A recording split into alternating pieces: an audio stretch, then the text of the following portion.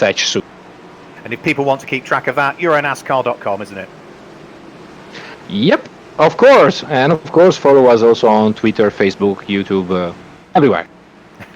Thanks, Gianluca. So there we go, Gianluca Guillet, who is one of the media team for the NASCAR Whelen Euro Series and has been putting in, I've got to say, a heck of a lot of work to the EuroNASCAR Esports Series in conjunction with iRacing, with support from i.can.com and Sim Racing League TV. So we are on to now the final race, the championship race, the first semi-final, the double points race.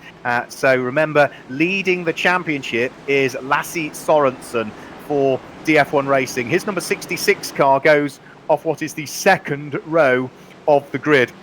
Lying second in the championship standings is a car that will be on the third row of the grid. That is Jeffrey Rufen for Hendricks Motorsport. His number 307 car is one to watch out for. Third in the championship standings is the number 50 Hendricks Ford of Loris Hazemans, the reigning EuroNASCAR Pro champion. Well, he's on the fifth row of the grid, so he's got a bit of work to do. And fourth in the championship is the car of Andre Castro that starts on pole position. Alongside him is Mikael Smidl, who has already claimed a race win so far this year. We have had 5 races if we include the prologue event, and each one of the main races has been won by a different driver. The prologue event at Daytona, Andre Castro claimed the win. Brands Hatch, the Indy Circuit round 1 of the championship for real, Guillaume de Flandre claimed the win. We went to Watkins Glen. Mikael Smidl on the outside of the front row claimed the win. Zandvoort was Jeffrey Rufen, and last time out at Indianapolis, it was Lasse Sorensen. 5 different drivers have won the 5 different main races that we've had. Could we make it? 6 out of 6 in this one. We'll find out over the course of the next 30 minutes. Keeping your nose clean is going to be key. Making sure that you don't overwork the tyres is going to be key. And a chunk of luck, I would imagine, we'll need throwing in there as well. Alan Day on row number 2, the Monster Energy Chevy for PK Car Sport, has yet to win a race, a main race so far this year, but already there's contact. Alan Day is off the circuit. Oh, crumbs, they are all over the place with cars heading here, there and everywhere, and very few cars making it through the first corner. Andre Castro made it through, Mikael Smidl made it through, and Andreas Jukkensen is up into 3rd place. Tobias Dauenhauer is 4th, and Loris Hazemans from 10th is up into 5th. Jeffrey Rufen has dropped down through the order, but cars all tangled up in it, included Alan Day, Francisco Caristo got tangled up. I saw Henry Tuamala going sideways as well. I think Alessandro Brigatti was caught out as well. So we had a big one at Watkins Glen on the run up to turn number 2. We didn't even get to the start-finish line before we had the big one here at Brands Hatch, but that won't worry Andre Castro, who is out front and leading the race. Jeffrey Rufen under pressure here as Lorenzo Markussi tries to draw himself alongside, has the inside line for Hawthorne, and is able to go through and grab the place. A little bit squirrely on the way out of the corner, though, so the Ford and the Chevy still side by side down the Derek Minter straight, but it is just the Italian for Club Motorsport that's able to go through and ahead of the Hendricks Ford.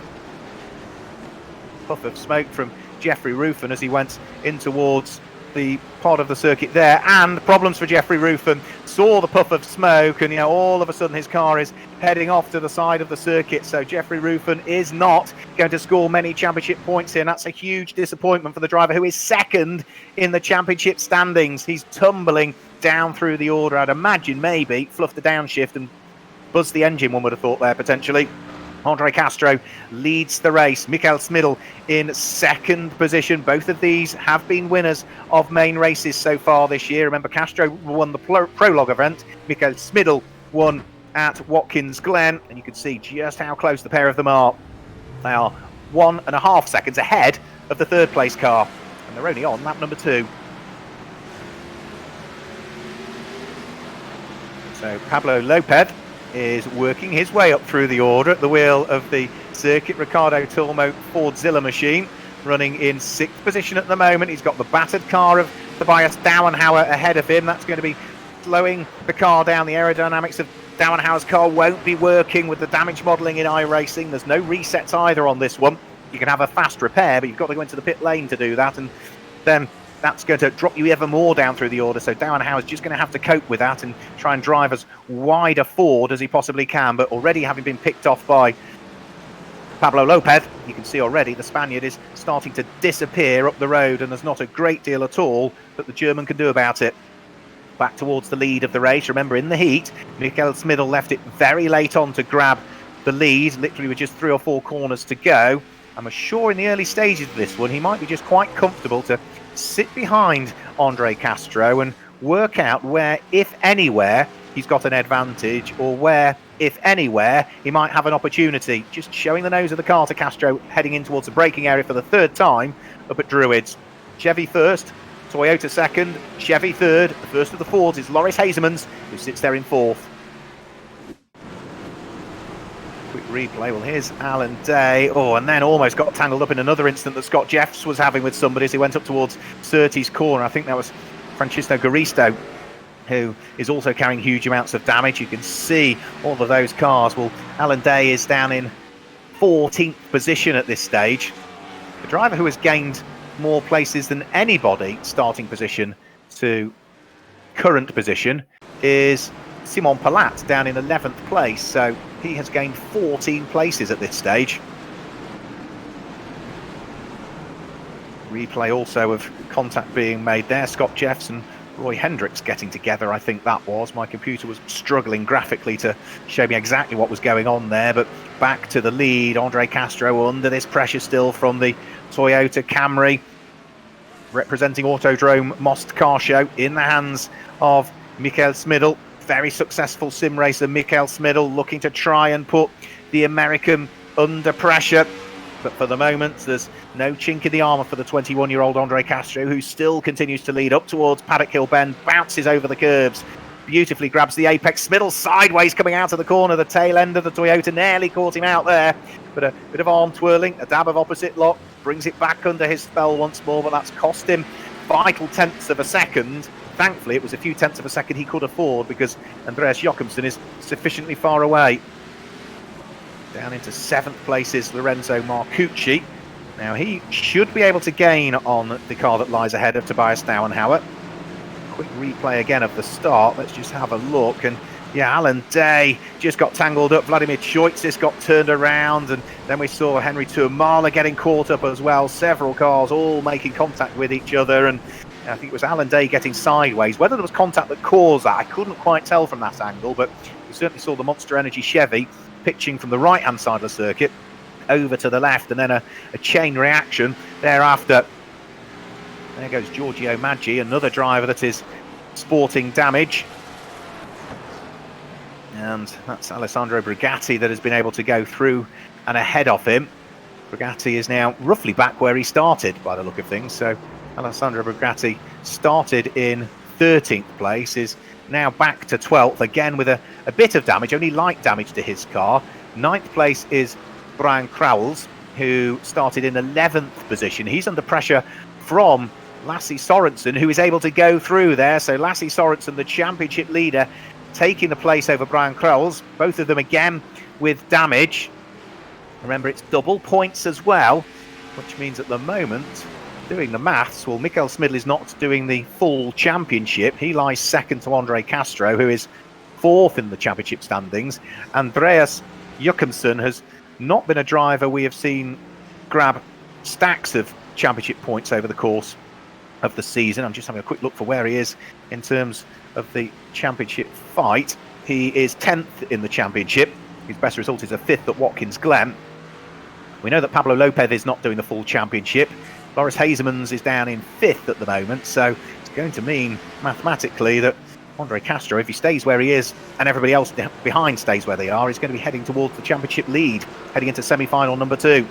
See the damage to the front end of the Monster Energy Chevy there. Back to the race leaders. Mikael Smidl still trying to, if he can, unlock the door to the lead of the race, but at the moment there is no fraying to the stitching as far as Andre Castro is concerned. He still continues to lead. He just needs to make sure that he drives neatly. If you're neat and tidy here at Brands Hatch, you get off the corners well. It makes it, as we've heard from the drivers, it's difficult to overtake. So the key is, get your braking points right, grab the apex, get cleanly off it as well, and then it makes it so difficult for the car behind to try and take the lead of the race or take the place away. And that is desperately what Mikael Smidl will do. He'll still be working out. He won't necessarily be too worried yet. There's still, 23 minutes of the race just under to go.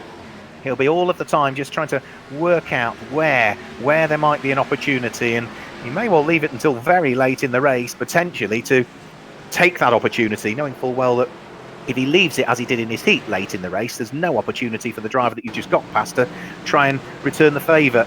Another quick look, yeah, it was Alan Day was on the grass. He put his wheels on the grass on the right-hand side, couldn't see any contact at all. Justin Kuntz got involved as well, Henry Turmana, as I'm saying. But yeah, it certainly looked as though, from the shot I saw there, Alan Day just dipped his right wheels onto the grass at the same point as he'll have tried to accelerate as well. And that was what pitched him from one side of the circuit to the other. Fantastic stuff from Stefano, our producer, to pick up on that replay and show us exactly what happened there. Michael Smidl still continuing to lead the race. Andre Castro still just managing to... Michael Smidl still continuing in second place. Andre Castro still continuing to lead the race. And Lassie Sorensen is showing us out on the screen there, which is rather worrying for the man who was leading the championship. So is he going to drop down through the order? Yes, he is dropping down through the order. Didn't see what happened to Lassie Sorensen, but his car, I think, has had a problem somewhere, and that is the championship leader. So that will play beautifully into the hands of others. So there's Lorenzo Markussi. This is another fight that's going on for 7th and 8th place. Leonardo Colavita in 8th position, heading around through Paddock Hill Bend. Lorenzo Markussi hasn't as yet got himself ahead of Tobias Dauenhauer, so despite carrying all of that damage, the German's doing a really good job at the wheel of what remains of the Hendricks Ford. That will certainly be affecting the straight line speed of Tobias Dauenhauer, who is lying 5th in the championship standings, so he will want to score as well as he can. Here is Alessandro Brigatti. He is now looking to pick off Simon Palat. Simon Palat damaged to his car, but Palat has still gained 15 places from where he started.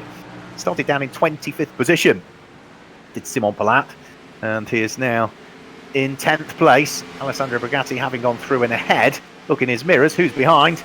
Alan Day and Brian Crowells.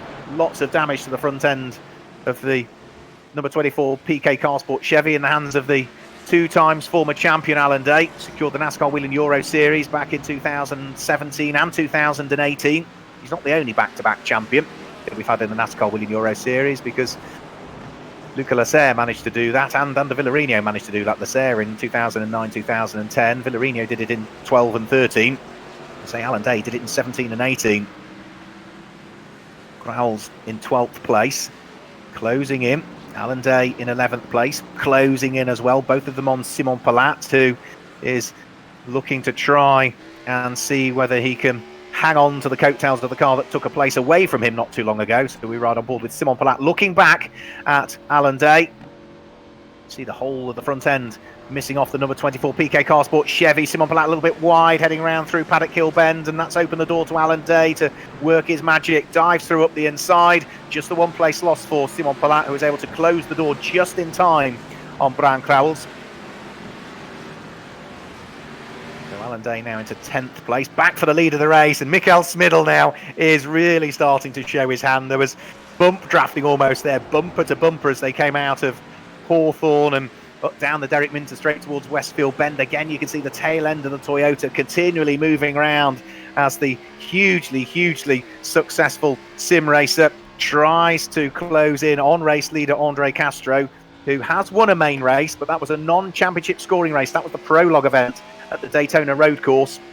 He would desperately like to grab his first win of the season, and he would therefore become the only driver to have won 2 main races, albeit one of them didn't grab him any points. If Smidl gets through, Smidl would be the only driver to have claimed 2 main races, and both of his would have come in championship scoring events.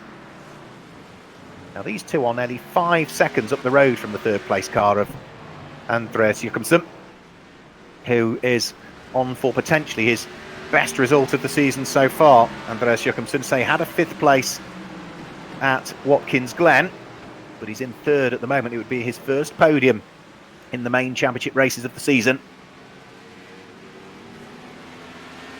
Is he getting caught from the car behind?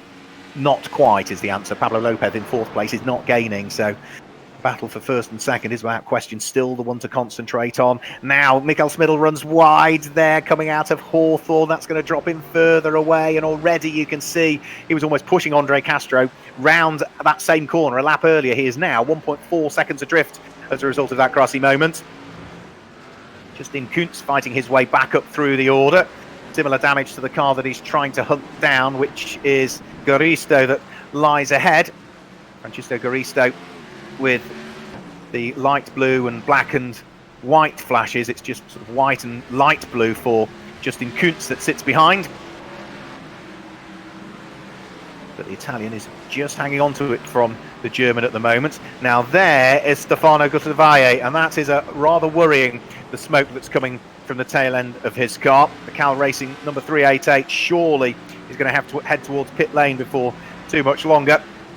Alan Day is still picking off places here. He's just got past Leonardo Colavita. Now let's have a quick look at this. Colavita heading down in towards Sterling's, and yeah, absolutely sending it up the inside. So late on the brakes from Alan Day. What a recovery drive from him.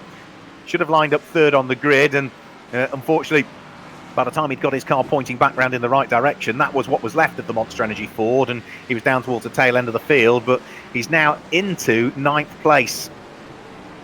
Carrying all of that damage doesn't seem to be hampering him. I'm sure it's a bit of a handful. I'm sure he is making good with the cards that he's been dealt in this one.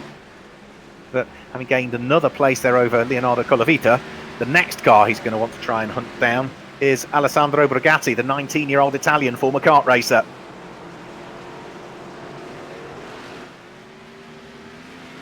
Certainly gaining. Alan Day's last lap, well, he had an overtake in there, so it was slightly slower than Alessandro Brigatti's, but we'll be able to pick up on the sectors that they are putting in. And Alan Day was quicker through Sector 1 and Sector 2 than the car ahead, so the gap from 8th to 9th is coming down. The gap from 1st to 2nd is also coming down as well, because Mikael Smidl has absolutely reeled back in Andre Castro. Remember, he made that small mistake heading round through Hawthorn Bend midway through the lap a couple of laps ago and dropped to 1.4 seconds adrift. Well, he's now down to 0.4 second adrift. A full second he has been pushing and charging. We're only at the halfway point of this race as well. The circuit will have continued to evolve and rubber up. They've also now started to get a fight brewing for 3rd and 4th place, because car number 166, which is Andreas Jakobsen, the Danish driver, who was the Super GT Denmark Am champion last year and has been racing in Thunder Sports over there in the past, used to race in FIA CIK karts, has been caught by Pablo Lopez. Pablo, remember, is a pro sim racer. First started racing back in 2007 on the simulators, did Pablo Lopez.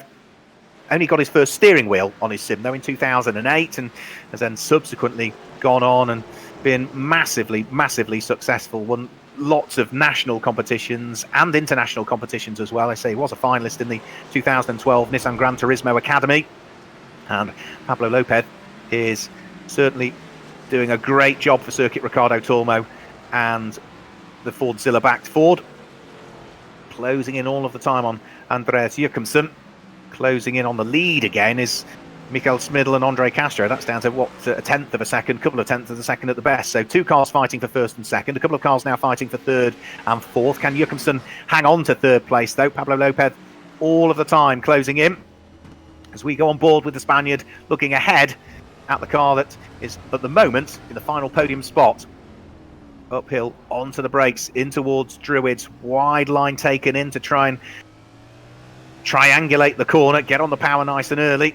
Onto the brakes, in towards the left-hander at Graham Hill Bend. Very easy to run wide. Lots of curb taken on the way in, lots taken on the way out. Jakobsen was a little bit quicker, though, through that section of the circuit, so just managed to edge away by a very small amount from Pablo Lopez, who still continues to sit behind. So it's the Dane in 3rd place, the Spaniard in 4th.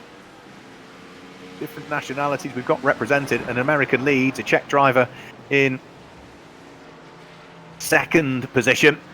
Andreas Jakobsen sitting there in 3rd place is Danish. We've got a Spaniard sitting there in 4th place.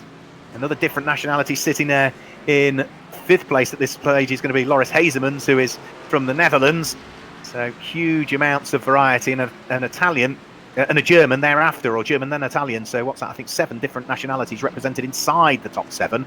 If Alan Day can get himself ahead of Alessandro Brigatti, then the Israeli would go 8th, and that would be 8 different nationalities inside the top 8. So through and over the start-finish line they'll go. Here is Alessandro Brigatti, and he is getting caught. Yeah, Alan Day is reeling him in all of the way here. So at the moment we have got 7 different nationalities inside the top 7. If these two cars switch places, yeah, we'll have 8 different nationalities inside the top 8, such as the variety that we've got in the NASCAR Whelen Euro Series. And as for marques and manufacturers, well, Chevy leads, Toyota second, leading Ford, Pablo Lopez in 4th place, soon to be 3rd potentially. Over the start-finish line goes Alan Day. You can see there on the graphic on your screen the places gained or lost. Francisco Garisto down in 18th place, but has gained 15 places from where he started. So at the moment he is on for the extra championship points for gaining most places, start place to finish place. And Alan Day does now go through ahead of Alessandro Brigatti and take over 8th position. So that's 8 different nationalities now inside the top 8. An American, a Czech, a Dane, a Spaniard, a Dutchman, a German, and now an Israeli. So 11 minutes of this first semi-final to go. Remember, double championship points in the semi-final here, same as it will be when we head to Charlotte on the Roval there in 2 weeks' time. The 30th of June is scheduled for playoff number 2, the second semi-final, and as for the finals, well, that's the 14th of July at Circuit Zolder.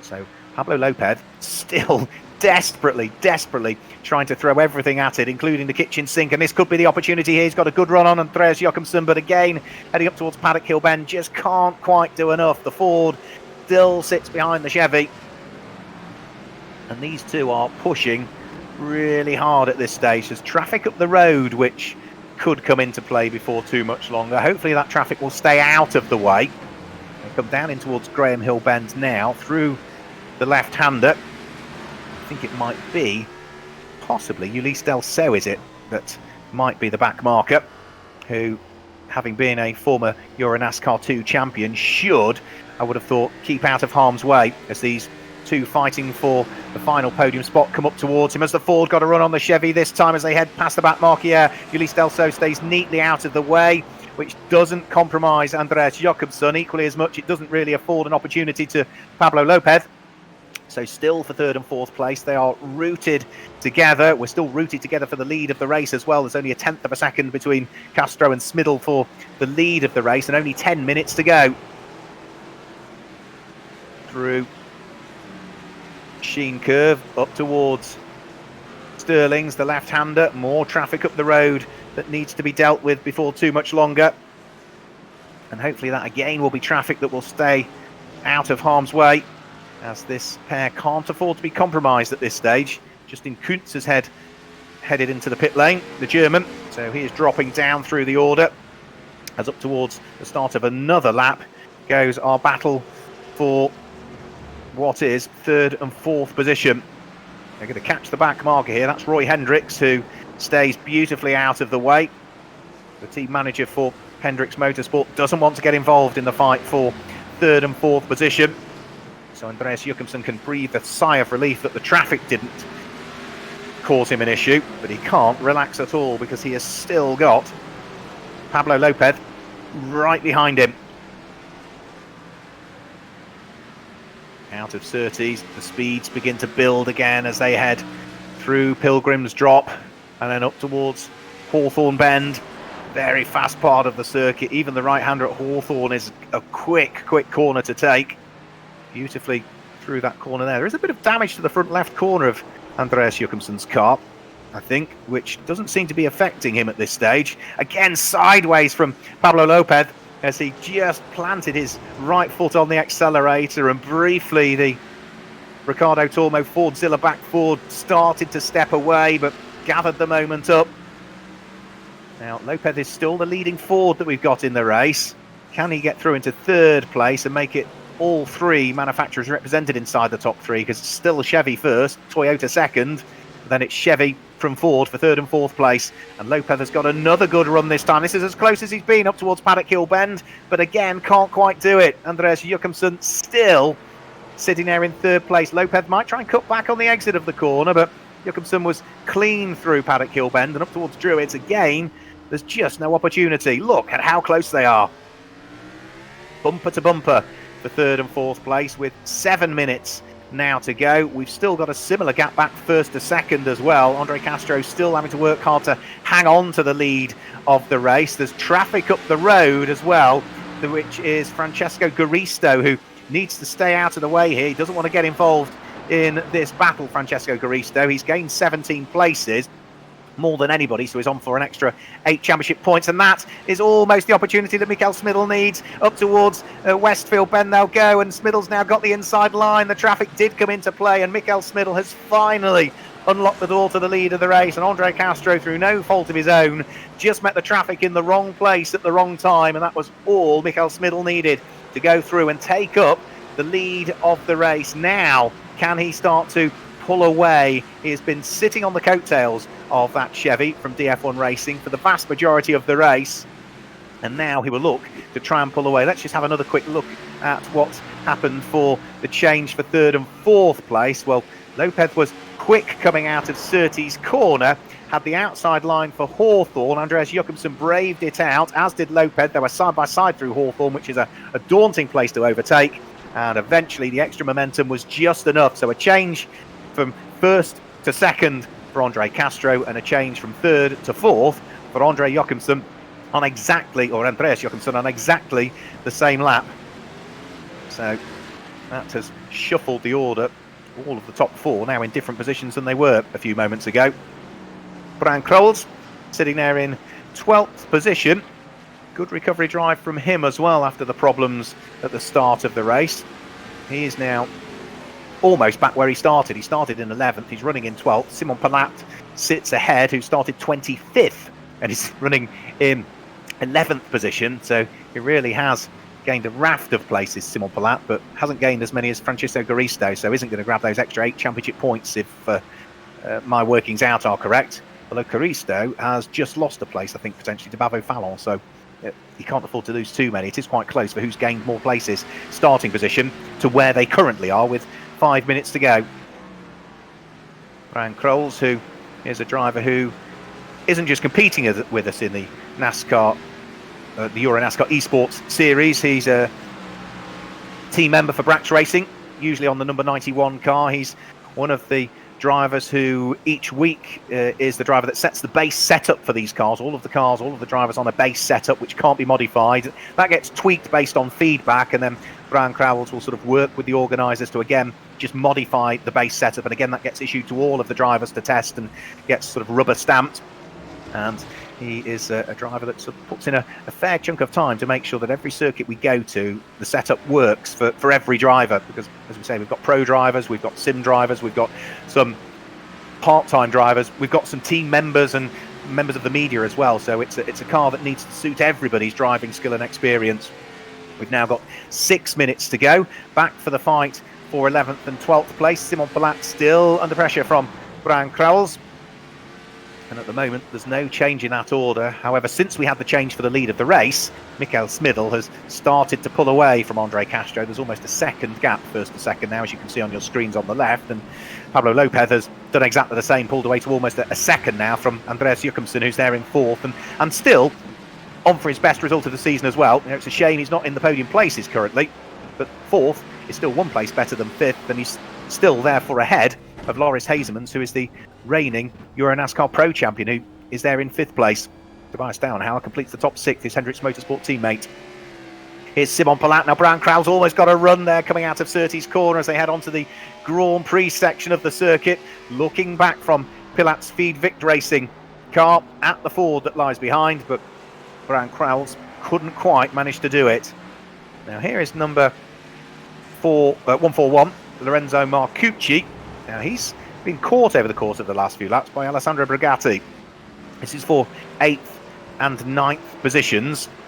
They head out of Sterling's corner, and let's just have a quick look. There is Markussi, and right, Markussi got ahead. Right, so it was a shuffle. Markussi got ahead of Brigatti as a result of Brigatti having run wide at Hawthorne. So it was a shuffle in the order rather than one driver catching the other. as we saw on the replay. So Brigatti now has got to regather his thoughts again and try and crack on for the remaining 2.5 minutes of this race now. As for our race leader, Mikael Smidl, safely up the road now, 2 3/4 seconds clear of Andre Castro. Andre will be driving with his head. He ideally would have wanted to have claimed the win, but he will know that Mikael Smidl is not doing and hasn't done the full championship season. We might see him back out again, but probably not Mikael Smidl, which means that Andre Castro will still be outscoring all of his main championship rivals this evening. Because Lasse Sorensen, who is leading the championship, is going to finish way down through the order. Jeffrey Ruffin, who was lying second in the championship, had an engine blow and is going to not feature highly. Third in the championship, Loris Hazemans is only down in 5th place currently.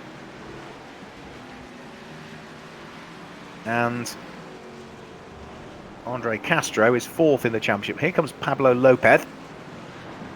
Now, he is safely the best part of 2 to 2.5 seconds now up the road from Andreas Jochumsen. There you can just see Jochumsen in the background of the shot all of the time. Falling away is the DF1 Racing Chevy in the hands of the 23-year-old Dane. As for Brian Crowells, well, no let up at all in the pressure he's continually applying to Simon Palat. We're into the final minute of the race, so this one's going to have to sort itself out over the course of the next lap. Are we going to see Simon hang on to it? Might Brian Crowells have anything extra that he can throw at it? For the moment, though, it's still the 18-year-old Belgian at the wheel of his Feed Vict Racing Chevy, just ahead of the Brax Racing Ford of the Belgian driver. And it's been like that for several laps now. 25 seconds to go in the race, so our race leader, Mikael Smidl, will now be surely onto his final lap of the race. He might actually get over the start-finish line before we get to 30 minutes. No, 10 seconds to go. He will be on his final lap now, I'm sure. Mikael Smidl. No, he's just got over the start-finish line. He just managed to sneak another one out. Nip and tuck stuff as to whether he was going to do that, but he did by a matter of about 4 or 5 seconds, I think, Mikael Smidl. He couldn't afford to ease off because he's still got only 3 seconds gap towards Andre Castro. So Mikael Smidl on course to be the only driver to have won 2 main races over the course of the 2020 EuroNASCAR Esports Series, in conjunction with iRacing and supported from i.cin.com and Sim Racing League TV. And as for our 2 experienced sim racers, Mikael Smidl and the other one, Pablo Lopez, it's a good evening for them, because they are 1st and 3rd currently. Down into 20th position, Bavo Fallon is fighting away with Francesco Garisto. You see both cars looking rather battered, to say the least, and even at this late stage of the race there's still places to be fought for. But for our lead driver, the car in the hands of Mikael Smidl, the Autodrome Most Car Show Toyota heads up towards Stirling's for the final time. It's going to be another win for Mikael Smidl, another win for Toyota, and will maximum championship points in the first of our semi-finals of the season, before we then head towards Charlotte and the Roval and Circuit Zolder for the second semi-final and the final. Mikael Smidl comes through and is going to claim the win. Scott Jeffs will just stay on the lead lap by the look of things and avoid going a further lap down. So it is a win for Mikael Smidl. Congratulations to him, scooping up the maximum 80 championship points. Remember, Autodrome Most is on the schedule as well of the NASCAR Whelen Euro Series. We will be heading there when we get racing underway for real in 2020. Andre Castro finishes in 2nd position, but that's really important championship points for Andre Castro. And Pablo Lopez finishes in 3rd position. It's the first time we've seen him so far this year as well. Andreas Jochumsen, his best result of the season, finishes in 4th place. Loris Hazemans keeps his championship hopes alive with 5th position. Tobias Bauernhauer, loads of damage to his car, but still managed to finish in 6th place. And what a finish from Alan Day. It did look as though he just dropped the right wheels onto the grass, which pitched him from 3rd position on the grid across the front of everybody and caused that chain reaction. But either way, whatever caused that incident, what a recovery ride from him to finish in 7th place. Alessandro Brigatti is in 8th place, Lorenzo Markussi and in 9th, and completing the top 10 is Leonardo Colavita. Still waiting for the last few cars to come over the start-finish line. Several of the cars looking battered and bruised, including this one here that's going to finish in 16th place, Alex Fontana. So he is going to come through and finish in 16th place. And Scott Jeffs did just stay on the lead lap. He did avoid on the run to the line, going a lap down from Mikael Smiddle. He comes over the start-finish line now to finish in the last of the finishing positions. So we've already got our drivers sitting and waiting for us in the broadcasters' waiting room. But I think before we grab a quick word with them, let's look back at some of the highlights when we went to Valencia in 2019.